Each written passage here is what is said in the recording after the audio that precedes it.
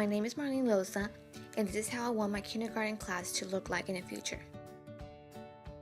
First, I want my students to sit in groups. I will create the groups by arranging the desks in groups of 4 to 5 desks, in order for my students to collaborate with each other while they are working. In addition, on the side of each group of desks, I want to put a shelf like this one, in order for the students to place their supplies, for example, pencils, colors, scissors, reading books, and their notebooks. This way, the students will have more space on their desks to work on their assignments or activities. Also, in my kindergarten classroom, I want to have a computer lab. I want to have computers in my classroom in order for the students to be able to do research and gain knowledge throughout the year.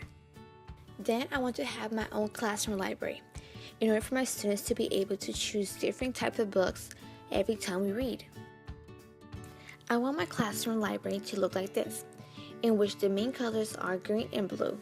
I will keep the chair, however, I will add puffy pillows around the library in order to make it comfortable for the students to read. This will be the whole group instruction area. The student will be sitting on a rug in order for them to be comfortable during whole group instruction. The student will be sitting in front of the smartboard in order for them to participate and be able to see during whole group instruction. In addition to the smartboard, I want to have an easel with paper in order for me to draw or write notes and hang them around the classroom for students to see them at all times when they need it. In my classroom, I want to have 3 cabinets. I want to have a big cabinet like this one in order for my students to put their backpacks and sweaters inside. Then I want a smaller cabinet like this one where I can put all my supplies or materials for the classroom activities or the centers. The materials and supplies will be in containers and labeled according to the corresponding subject. On the third cabinet, I will put all the extra assignments for students who are absent, so when they come back, they can go and get the assignments they missed. In addition, on top of the cabinet, I will put a container with the label of homework for students to turn in their homework. This area in my kindergarten classroom will represent the small group table. The small group table will help students who need extra help on certain topics or assignments. In this area, students will use many manipulatives and supplies such as notebooks, whiteboards, and expos to help them understand the material better. My classroom address the social aspect of development by arranging the students' desks in groups of 4 to 5 desks. This way the students will be able to collaborate and engage with their classmates.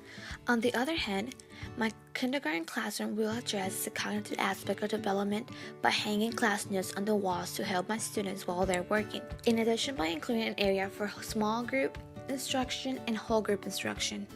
Also, my classroom will address the physical aspect of development by having enough space between the furniture so the students can easily move around the classroom and perform their activities. Most important, I will create centers in the classroom that will address the social, cognitive, and physical aspect of development. I will create a math, art, and science center in my kindergarten classroom.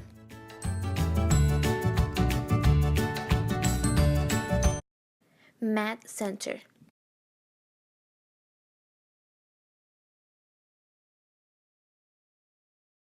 Materials for the math center: pom-poms, marbles, paper, and pencil. In the math center, we will be focused on addition first. The center will be located on the corner of the classroom. In the center, the students will be working in groups of 3 and only one group at a time is allowed to go. During the activity, each student will have a job that will rotate between them until they all have solved an addition. One student will be in charge to come up with a number from 0 to 10 and write it on top of the first cup. After writing the number, the student will grab the amount he or she wrote of pom-poms or marbles and slide them through the cup. At the end, the amount of pom-poms or marbles will fall on a box. Then the second student will do the same thing, but now for the second number of the addition, and represent his or her number with the same material, pom-poms or marbles. The third student will be in charge of counting all the marbles or all the pom-poms in the box. The activity will continue until all of the 3 students in the group have counted the marbles or pom-poms inside the box. In this activity, the students will demonstrate the action of joining objects to represent addition by adding marbles or pom-poms. 3 books that I will use on my math center are Quack and Count by Kay Baker, What's New at the Zoo, An Animal Adding Adventure by Suzanne Slade, illustrated by John Waitkus, and Animals on Board by Stuart J. Murphy and illustrated by R.W. Alley. Art Center.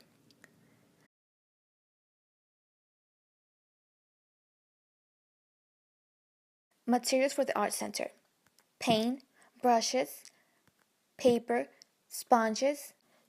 The Art Center will be located in a corner. There will be 4 students working in the Art Center. They will be utilizing their fingers, brushes, and sponge to create artwork representing themselves to the class.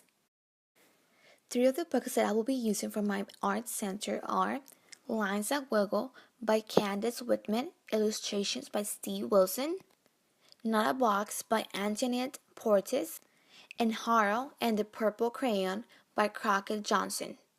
Science Center.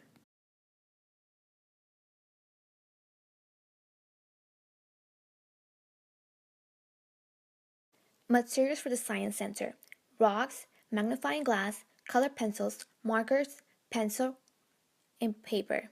The Science Center will be located in front of the small group table. There will be 5 students working at the Science Center. The student will have 6 different types of rocks in the middle of the table. Each student will have a magnifying glass to observe the rocks. In the Science Center, each student will have a magnifying glass to observe the rocks. The student will be observing each rock and drawing their observations. The students will be observing each rock and drawing their observation of the rocks in a piece of paper. At the end, when the students have observed all 6 rocks, they will talk among the students in the center about the observation each student made of the rocks. 3 books that I will be using for my Science Center are This Rocks Count by Alison Formento, illustrated by Sarah Snow, A Rock Can Be by Laura Purdy Salas, illustrated by Violeta Davija, and Rocks, Hard, Soft, Smooth, and Rough, written by Natalie M. Rosinski, illustrated by Matthew John.